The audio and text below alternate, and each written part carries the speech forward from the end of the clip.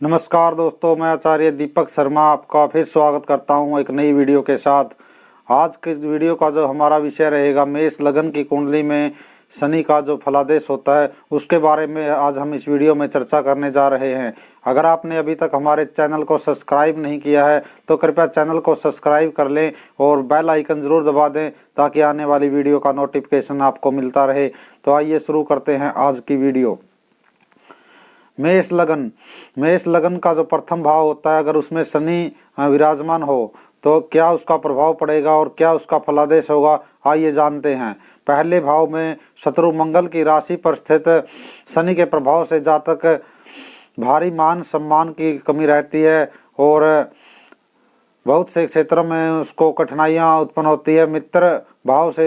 मित्र दृष्टि से तृतीय भाव को देखने के कारण भाई बहनों के सुख में उसकी कमी रहती है और सातवीं दृष्टि से सप्तम भाव को देखने से स्त्री तथा उसको वैवाहिक समस्याएं रहती है और व्यवसाय के क्षेत्र में भी यह बहुत कम फल दे पाता है। और दसवीं दृष्टि से दसम भाव को देखने के कारण राज्य मित्र तथा प्रतिष्ठा के क्षेत्र में भी कमी रहती है।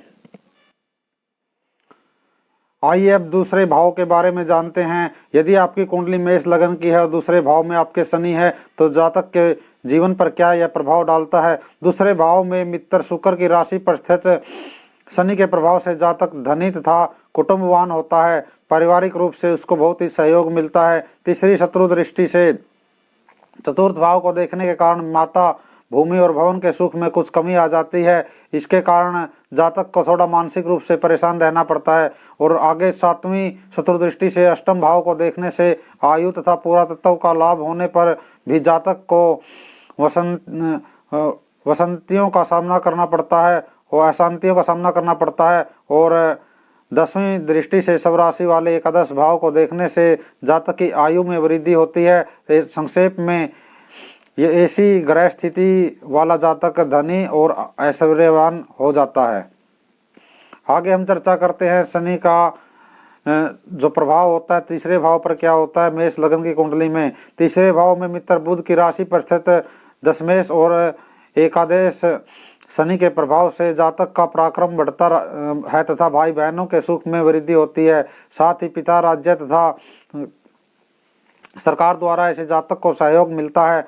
तीसरी शत्रु दृष्टि से पंचम भाव को देखने से विद्या तथा संतान के पक्ष में कमी रहती है। सातवीं शत्रु दृष्टि से नवम भाव को देखने के कारण भाग्य तथा धर्म के क्षेत्र में कठिनाइयां आती है। और दसवीं शत्रु दृष्टि से द्वादश भाव को देखने के कारण खर्च अधिक होता है तथा बाहरी स्थान के संबंध में भी असंतोषजनक ही रहते हैं। ऐसा जातक बहुत ही कम मानसिक रूप से परेशान होता है और बहुत ही कम उसको सफलता प्राप्त होती है। सफलता प्राप्त होने के बाद भी ऐसा जातक की मानसिक परेशानियां जीवन भर बनी रहती है। चतुर्थ भाव में मेष लगन की कुंडली में शनि का जो प्रभाव होता है, चौथे भाव में शत्रु चंद्रमा की राशि पर स्थित शनि के प्रभाव से जातक को माता, भूमि और भवन के साधनों में कुछ कमी रहती है परंतु सुख में वृद्धि होती रहती है। तीसरी मित्र दृष्टि से षष्ठम भाव को देखने के कारण शत्रु पक्ष से लाभ होता है, शत्रुओं का प्रभाव बना रहता है और शत्रुओं के ऊपर ऐसा जातक विजय प्राप्त कर लेता है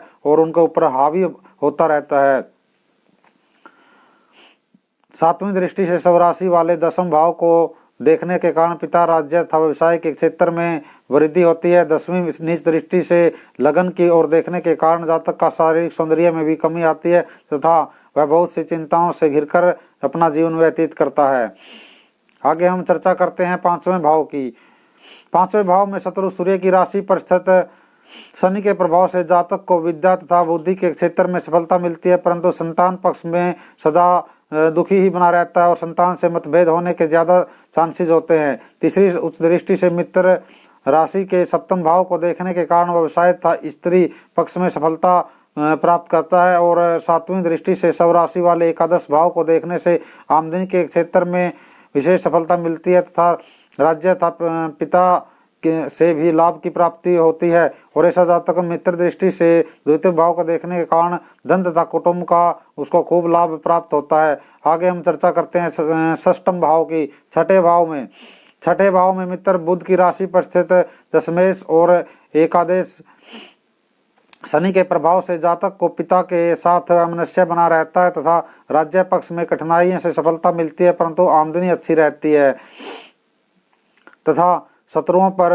विजय भी मिलती है। तीसरी शत्रु दृष्टि से अष्टम भाव को देखने से आयु तथा पुरातत्व के क्षेत्र में कठिनाइयों का सामना करना पड़ता है और सातवीं शत्रु दृष्टि से द्वादश भाव को देखने के कारण जातक का खर्च बहुत अधिक रहता है और बाहरी संबंधों से भी लाभ नहीं कमा पाता और ऐसा जातक के जीवन में सदा असंतोष बना रहता है। दसवीं मित्र दृष्टि से तृतीय भाव को देखने के कारण पराक्रम तथा भाई बहन के सुख में वृद्धि होती है। ऐसा जातक बड़ा हिम्मत वाला और प्रभावी होता है। आगे हम चर्चा करते हैं सातवें भाव की। सातवें भाव में मित्र शुक्र की राशि पर स्थित दशमेश तथा एकादश शनि के प्रभाव से जातक को व्यवसाय तथा स्त्री पक्ष से विशेष लाभ मिलता है और पिता तथा राज्य के क्षेत्र में भी बहुत लाभ मिलता है। तीसरी शत्रु दृष्टि से नवम भाव को देखने के कारण भाग्योन्नति में कुछ कठिनाइयां आती है। सातवीं नीच दृष्टि से शत्रु मंगल की राशि वाले प्रथम भाव को देखने के कारण जातक का शारीरिक सौंदर्य में कमी बनी रहती है।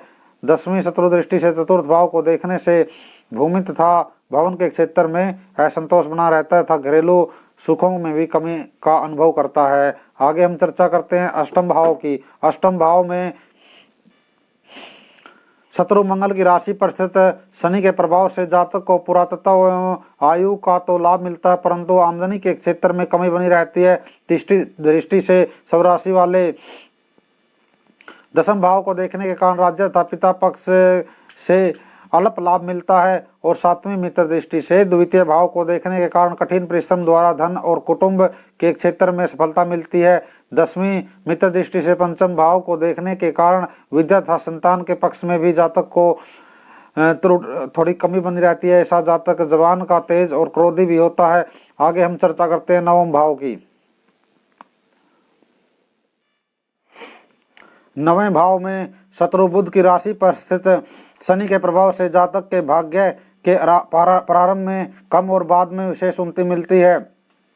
धर्म का पालन भी कम ही होता है। पिता तथा राज्य द्वारा लाभ प्राप्त होता है। तीसरी दृष्टि से सब राशि वाले 11वें भाव को देखने के कारण आमदनी अच्छी रहती है, ऐश्वर्य की प्राप्ति होती है। सातवीं मित्र दृष्टि से तृतीय भाव को देखने के कारण पराक्रम में वृद्धि होती है, भाई बहनों के सुख का भी सुख मिलता है तथा दसवीं मित्र दृष्टि से अष्टम भाव को देखने के कारण शत्रु पक्ष में प्रभाव स्थापित रहता है और संक्षेप में ऐसी ग्रह स्थिति का जातक शत्रु जयी यशस्वी और धनी होता है। आगे हम चर्चा करते हैं दसम भाव की। दसवें भाव में सब राशि स्थित शनि के प्रभाव से जातक पिता राज्य तथा विशेष द्वारा विशेष शांति तथा लाभ को प्राप्त करता है। तीसरी शत्रु दृष्टि से द्वादश भाव को देखने के कारण जातक का खर्च अधिक रहता है, बाहरी स्थानों से संबंध असंतोषजनक रहते हैं और सातवीं शत्रु दृष्टि से चतुर्थ भाव को देखने के कारण माता पिता माता भूमि भवन के सुख में कमी रहती है तथा दसवीं उच्च दृष्टि के से सप्तम भाव को देखने के कारण स्त्री तथा व्यवसाय के क्षेत्र में सफलता मिलती है। संक्षेप में ऐसा जातक ऐश्वर्यवान विलासी और सुखी जीवन को व्यतीत करने वाला होता है। 11वें भाव में आगे हम चर्चा करते हैं एकादश भाव में। एकादश भाव में सब राशि स्थित शनि के प्रभाव से जातक की आमदनी खूब रहती है, उसे पिता तथा राज्य द्वारा भी विशेष लाभ प्राप्त होता है। तीसरी नीच दृष्टि से शत्रु की राशि वाले प्रथम भाव को देखने के कारण शारीरिक सौंदर्य में जातक के थोड़ी कमी रहती है। सातवीं शत्रु दृष्टि से पंचम भाव को देखने के कारण विद्या तथा संतान के पक्ष में त्रुटि बनी रहती है और दसवीं शत्रु दृष्टि से अष्टम भाव को देखने से आयु की वृद्धि होती है, परंतु पुरातत्व का सामान्य लाभ मिलता है तथा दैनिक जीवन में भी ऐसा जातक बहुत सी कठिनाइयों को प्राप्त करने वाला होता है और जीवन भर थोड़ा आर्थिक समस्याओं को लेकर भी परेशान ही रहता है। आगे हम चर्चा करते हैं द्वादश भाव की।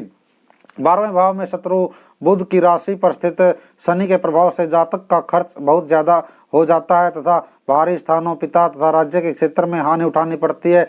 तीसरी मित्र दृष्टि से द्वादश भाव को देखने के कारण धन तथा कुटुंब की वृद्धि तथा विशेष प्रयत्न उसको करना पड़ता है और सातवीं मित्र दृष्टि से छठे भाव में देखने के कारण शत्रु पक्ष में प्रभाव स्थापित करता है और दसवीं शत्रु दृष्टि से नवम भाव को देखने के कारण भाग्योन्नति में बड़ी कठिनाइयां आती है और विशेष परिश्रम द्वारा ही थोड़ी सी बहुत सफलता ऐसा जातक प्राप्त कर पाता है। ये था हमारा शनि का फलादेश। मेष लग्न की कुंडली में 12 भाव में शनि का क्या क्या फलादेश होता है, इस बात की आज हमने चर्चा की है। अगर आपको वीडियो हमारी ये पसंद आती है तो चैनल को आप सब्सक्राइब कर दीजिए, वीडियो को शेयर और लाइक कर दीजिए। धन्यवाद। आज की वीडियो में सिर्फ इतना ही। हर हर महादेव।